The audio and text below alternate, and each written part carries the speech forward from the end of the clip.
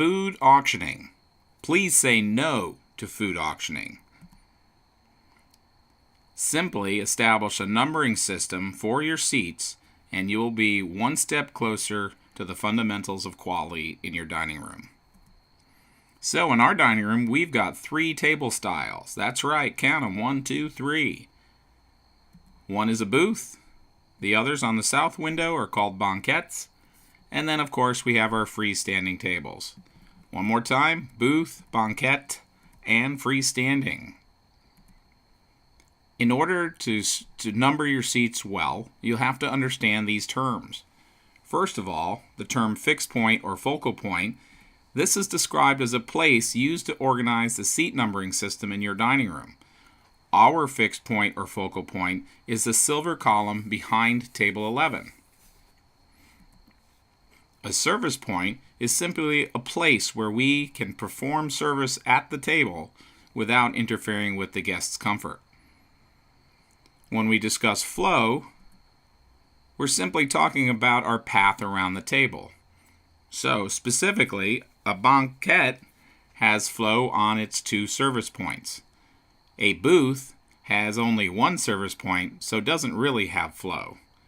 A freestanding table, you can either go clockwise or counterclockwise to establish your flow. The key is that you're consistent so the customer can know what to expect. Now let's get a little closer to the guest. When we are open to the guest, it means our position is respectful to the guest's comfort. I think of it as I always want to open my hand as I'm delivering food or a plate to the guest, not serve them with the back of my hand. And the last part from our terms is sequence. What's the right order to serve our guests? In the American culture, typically, the guest of honor is served first. I think your book also highlights children would be next. Then women, men, and host. The host is always served last. Let's take a closer look at how we would number the different seats and tables in our dining room. First of all, our booth is probably the easiest. So there's only one place to stand, at a booth, and of course that's our service point. Once you stand there, you're going to select the seat closest to you on the left as seat 1, and then proceed clockwise. Seat 2 is also on the left, then cross over to seat 3 in the back of the booth, and seat 4 is the closest seat on your right. One more time, seat 1 immediately on your left, and proceed clockwise to 2, 3, and 4. Great, I hope that's easy. Let's take a look at a banquette. A banquette's challenge is that it has 2 service points. So, you should stand at the service point closest to the fixed point of the dining room. As I said today, that was on the west side of the table. Here's a little highlighter. How do you like that? One more time, great service point, highlighter. So, again, now use the rules of the booth. First seat on my left is 1, and proceed clockwise. Got it? Stand at the service point on the west side of the table. First seat on my left is 1, then 2, then 3, then 4.